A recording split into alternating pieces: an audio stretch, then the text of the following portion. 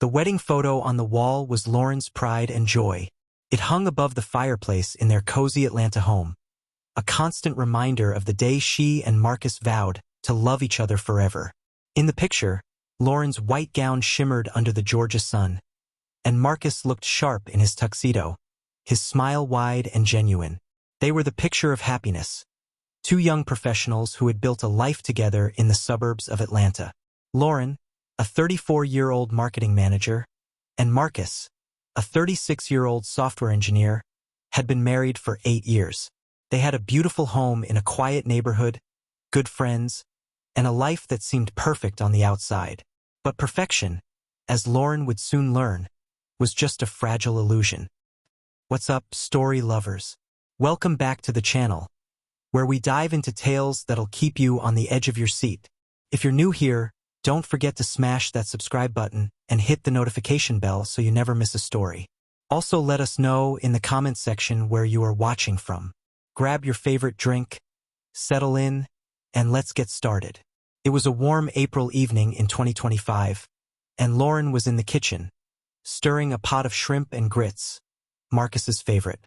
The smell of garlic and butter filled the air, and the soft hum of R&B played from the Bluetooth speaker on the counter. Marcus had texted her earlier that day, saying he'd be home late from work, but he'd promised to be there for dinner. Lauren glanced at the clock, 7:15 p.m. He was late, as usual, but she didn't mind.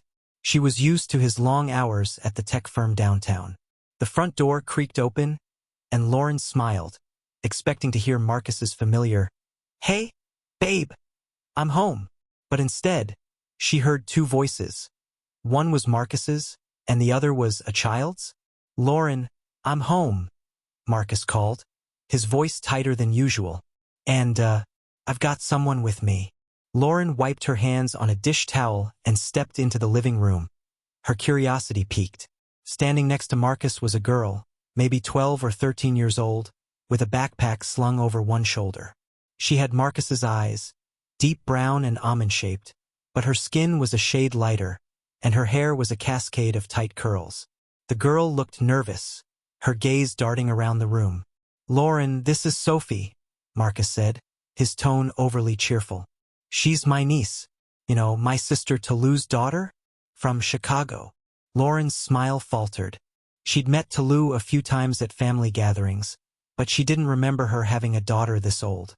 Still, she trusted Marcus. Why wouldn't she? He'd never given her a reason not to. "Hi, Sophie," Lauren said, forcing a smile. "It's nice to meet you. I didn't know you were coming to visit."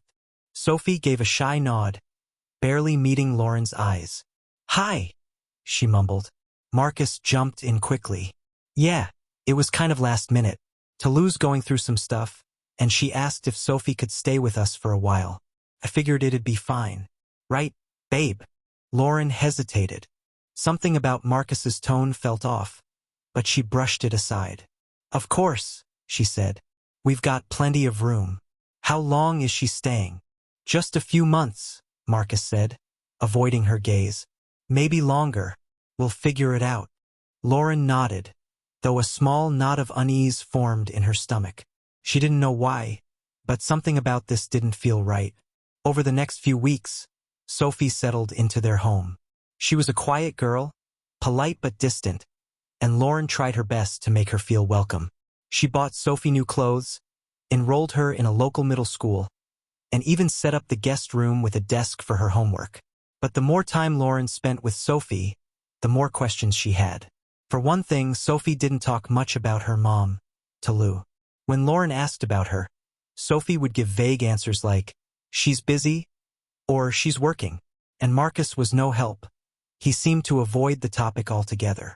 Lauren also noticed little things that didn't add up. Sophie didn't have Tolu's last name.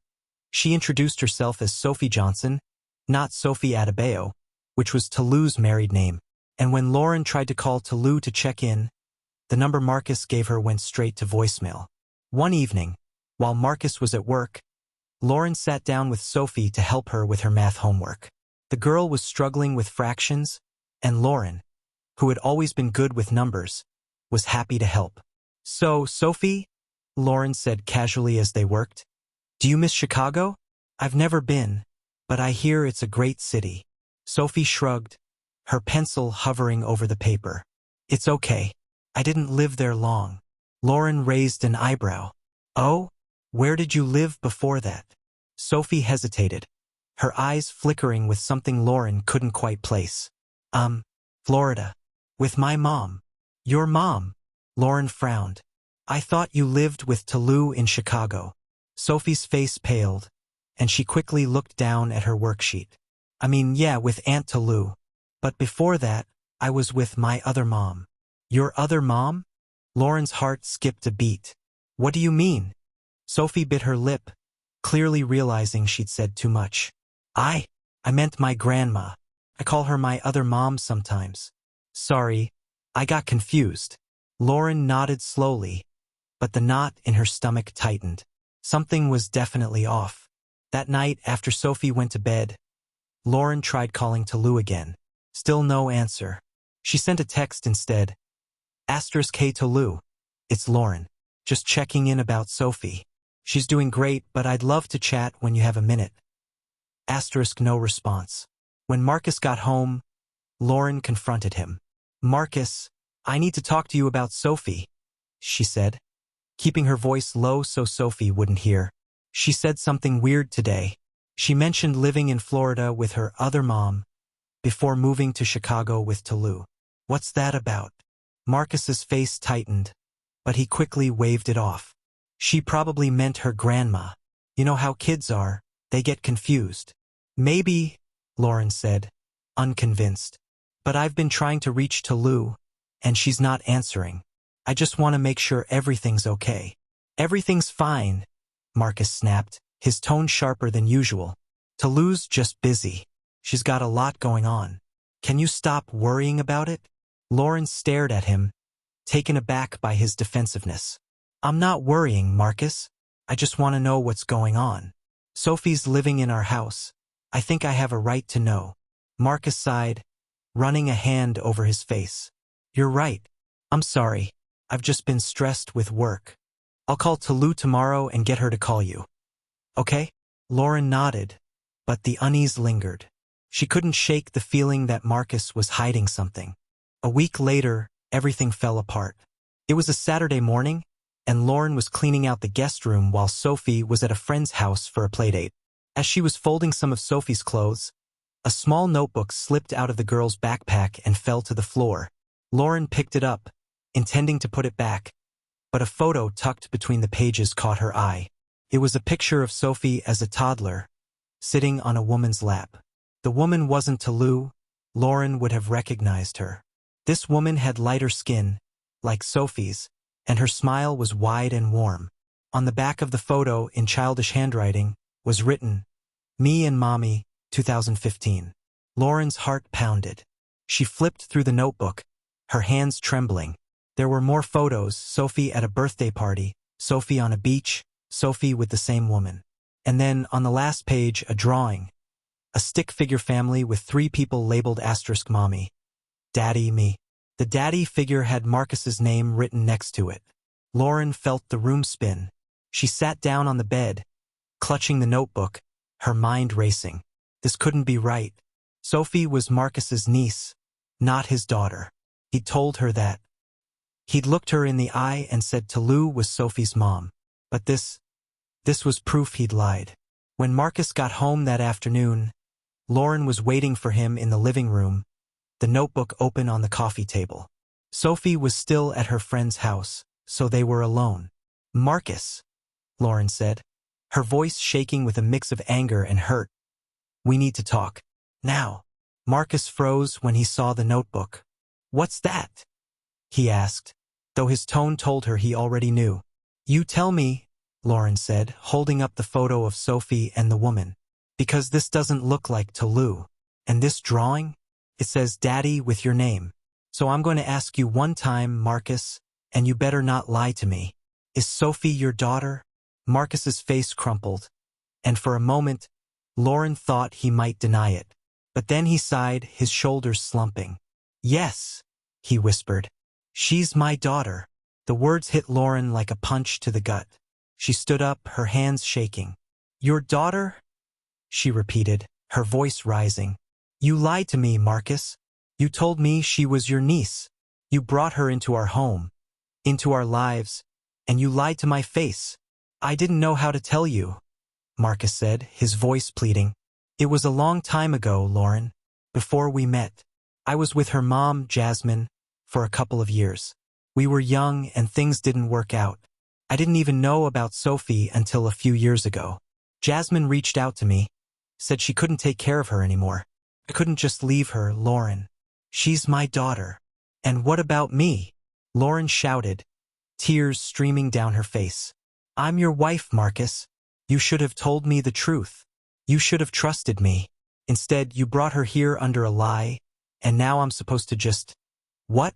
Accept it? I'm sorry, Marcus said, stepping toward her. I didn't want to hurt you. I thought if I told you the truth, you'd leave me. You're damn right I might have, Lauren snapped, stepping back. Because this isn't just about Sophie, Marcus. This is about you lying to me for weeks, months, maybe. What else are you hiding? Who is Jasmine? Where is she now? Marcus hesitated, and that hesitation told Lauren everything she needed to know. Get out, she said, her voice cold. I can't even look at you right now. Lauren, please. Get out, she screamed, pointing at the door.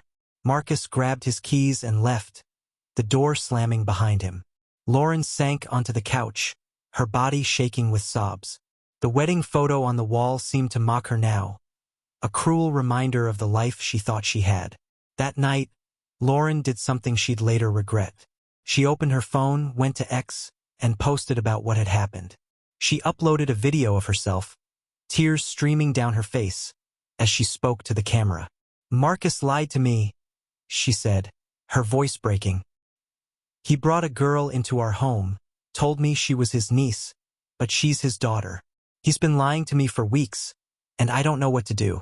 I feel so betrayed. She attached a photo of the notebook, the drawing of Sophie's family clearly visible, and hit post. Within minutes, the notifications started pouring in. Her followers, mostly friends, family, and a few coworkers, were shocked. Some offered sympathy. I'm so sorry, Lauren. You don't deserve this. Others were harsher. He's trash. Leave him.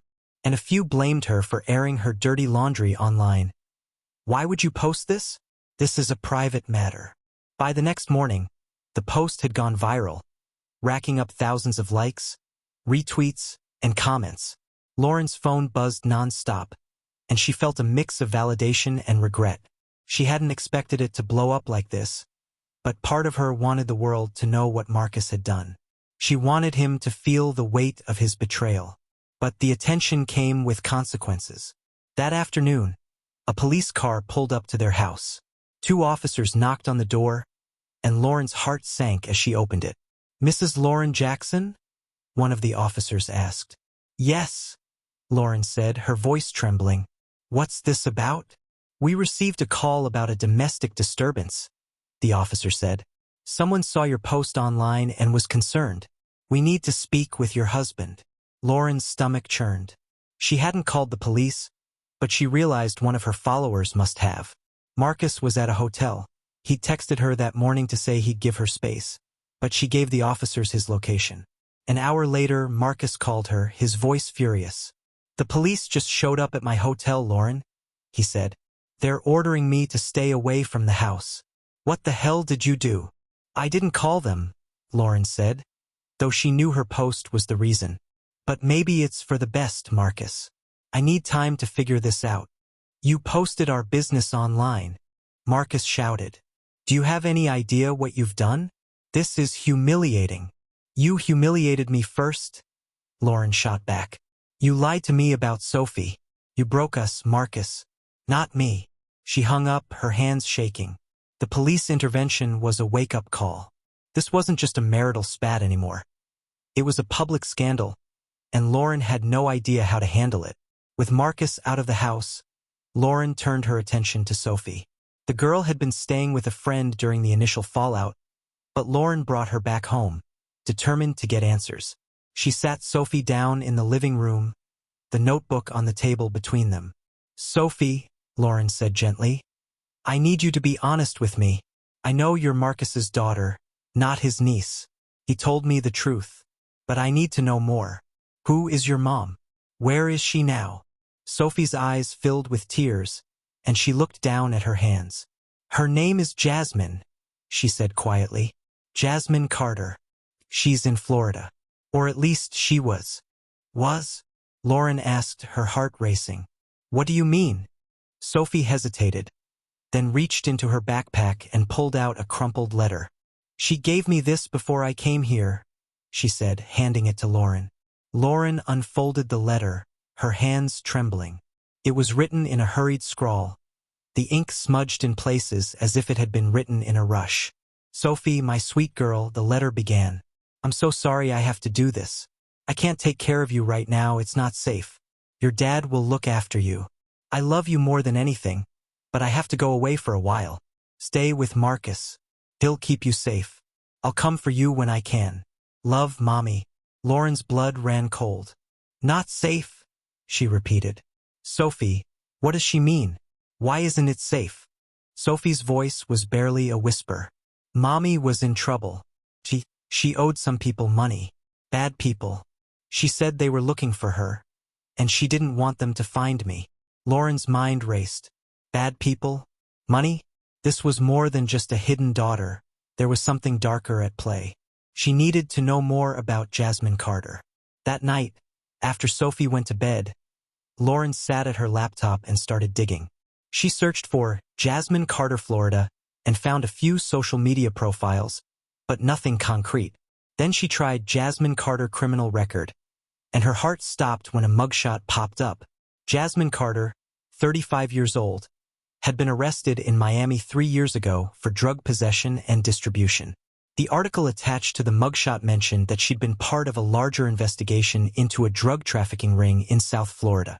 She'd been released on parole a year ago, but there was no record of her since then. Lauren leaned back in her chair, her mind spinning. Marcus's ex was involved with drug dealers, and now she was on the run, leaving Sophie with Marcus to keep her safe. This was bigger than Lauren had ever imagined.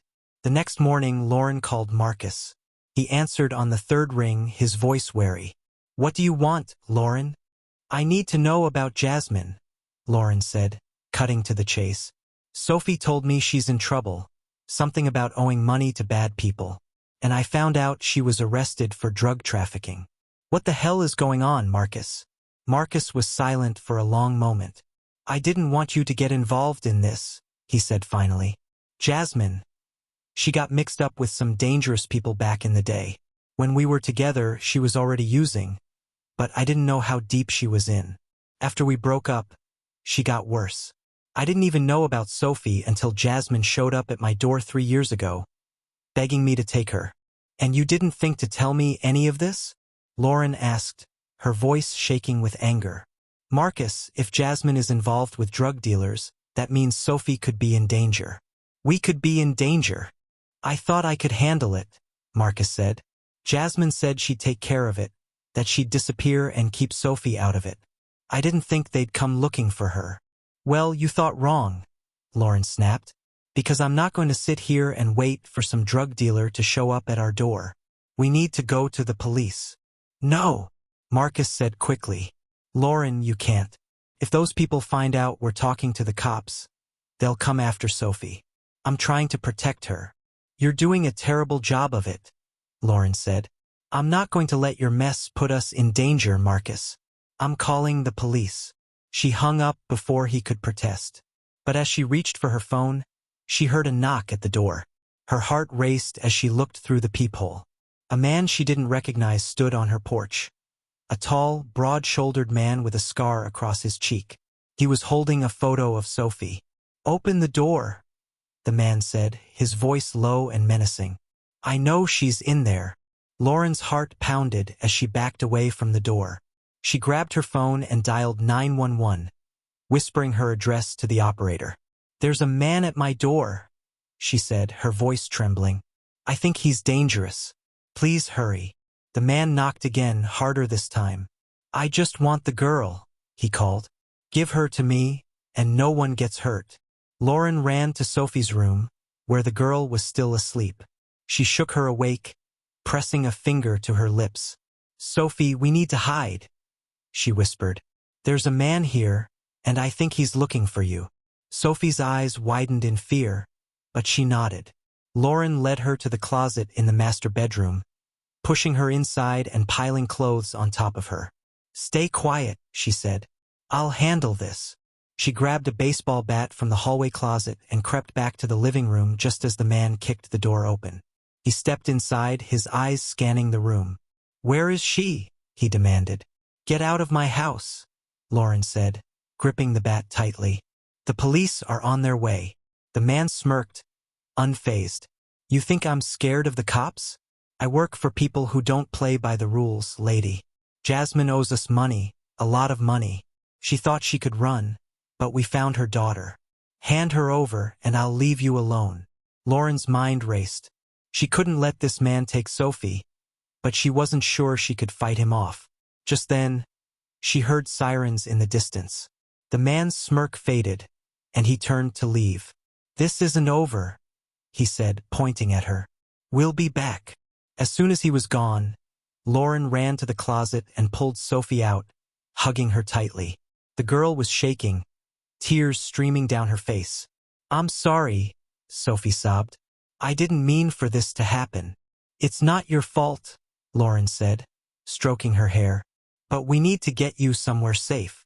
When the police arrived, Lauren told them everything about Marcus's lie, Jasmine's criminal past, and the man who had just broken into her home. The officers took her statement and promised to increase patrols in the area, but they warned her that without more information, there wasn't much they could do. "We'll look into Jasmine Carter," one of the officers said. "But if she's involved with a drug trafficking ring, this could be bigger than we can handle locally. We might need to get the DEA involved." Lauren nodded, her mind racing. She couldn't stay in the house, not with Sophie in danger. She called her sister, Nia, who lived in Savannah, and asked if they could stay with her for a while. Nia agreed immediately, and within an hour, Lauren and Sophie were packed and on the road. As they drove, Lauren's phone buzzed with a text from Marcus. "I heard what happened. I'm so sorry, Lauren. I'm coming to Savannah. We need to figure this out together." Lauren didn't respond. She was still furious with Marcus, but she knew they needed to work together to keep Sophie safe. When they arrived at Nia's house, Lauren sat Sophie down and asked her to tell her everything she knew about her mom's trouble. Sophie hesitated, then spoke. "Mommy used to work for a man named Rico," she said. "He was scary. He'd come to our apartment sometimes, yelling at her about money. She said she was trying to get out, but she owed him too much. That's why she sent me to Dad. She said Rico would hurt me to get to her." Lauren's heart sank. Rico. She had a name now, but that only made the situation feel more real and more dangerous. Marcus arrived in Savannah the next day, and Lauren agreed to meet him at a coffee shop while Nia watched Sophie. She sat across from him, her arms crossed, her anger still simmering. "I need the truth, Marcus," she said. "All of it. No more lies." Marcus nodded, his eyes filled with guilt. "I met Jasmine when I was 22, he said. "We were both in Miami working at a bar. She was fun, wild, but she had a dark side. She started using drugs, and I tried to help her, but it didn't work. We broke up after a year, and I moved to Atlanta to start over. I didn't know she was pregnant with Sophie until 3 years ago, when she showed up at my door." He took a deep breath. "Jasmine told me she'd gotten involved with a drug dealer named Rico Alvarez. She was moving product for him, but she got in over her head. She owed him $50,000, and she couldn't pay. She said Rico was looking for her, and she was scared he'd use Sophie to get to her. So she asked me to take Sophie. I couldn't say no. She's my daughter, Lauren. Why didn't you tell me?" Lauren asked, her voice breaking. "I would have understood, Marcus. I would have helped you." "I was ashamed," Marcus admitted. "I didn't want you to know about that part of my life. And I thought if I told you the truth, you'd leave me. I thought I could handle it on my own." "You were wrong," Lauren said. "And now we're all in danger because of your lies." Marcus nodded, tears in his eyes. "I know. I'm so sorry, Lauren. I'll do whatever it takes to fix this. Lauren wasn't sure she could forgive him, but she knew they had to work together for Sophie's sake. We need to find Jasmine, she said. She's the only one who can tell us how to get Rico off our backs. With Marcus's help, Lauren started searching for Jasmine. They contacted a private investigator in Miami, a man named Carlos Rivera, who specialized in finding people on the run. Carlos agreed to take the case, and within a week, he had a lead. I found her, Carlos said over the phone. She's in a small town in the Florida Panhandle, working at a diner under a fake name. But you need to be careful. Rico's people are still looking for her.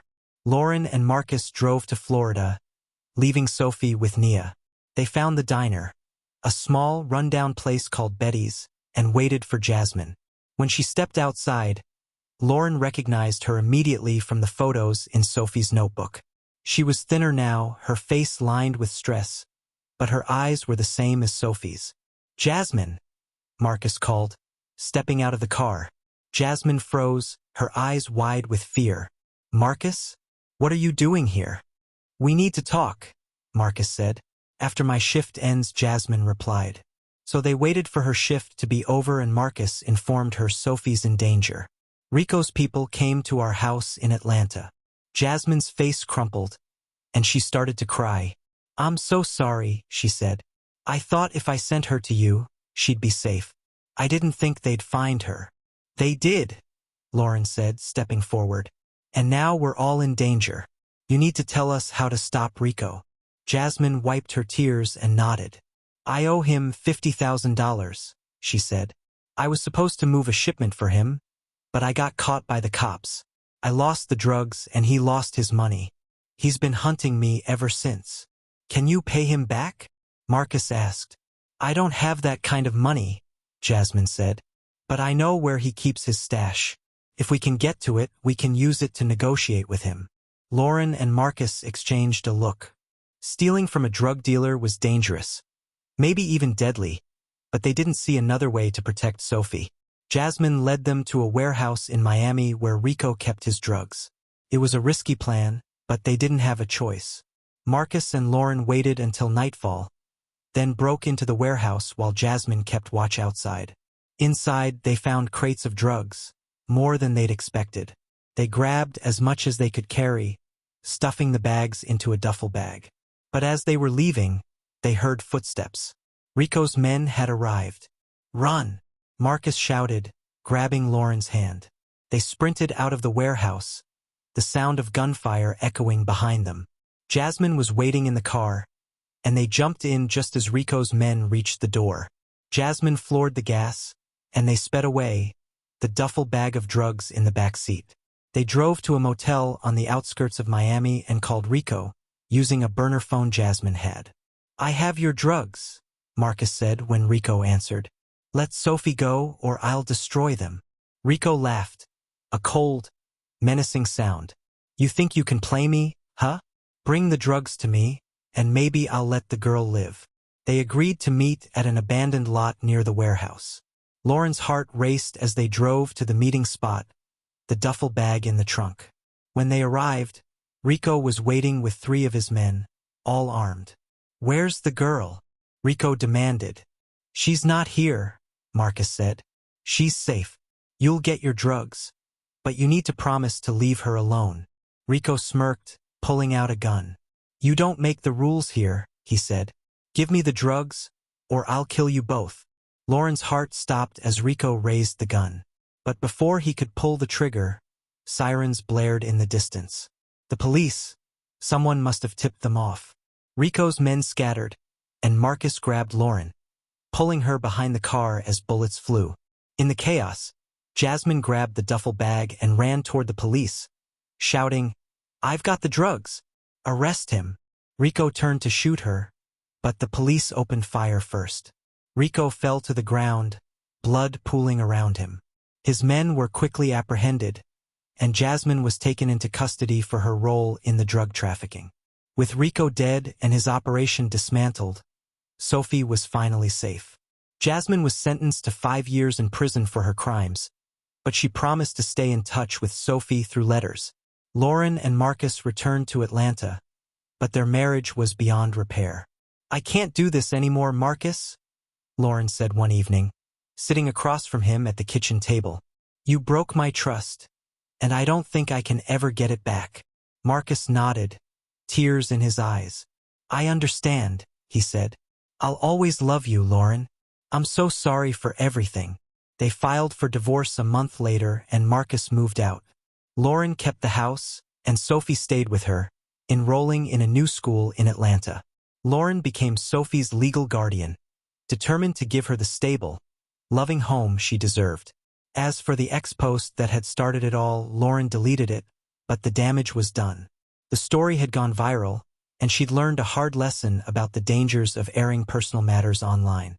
But in the end, it was that post that had brought the police to her door and ultimately saved Sophie's life. And that, my friends, is the end of our story for today. What did you think of the story? Do you think Lauren made the right choice by ending her marriage? And what about Sophie? Do you think she'll be okay with Lauren as her guardian? Let me know in the comments below. I love hearing your thoughts. If you enjoyed the story, give it a thumbs up, share it with your friends, and don't forget to subscribe for more gripping tales. Until next time, stay safe, and I'll see you in the next video. Bye.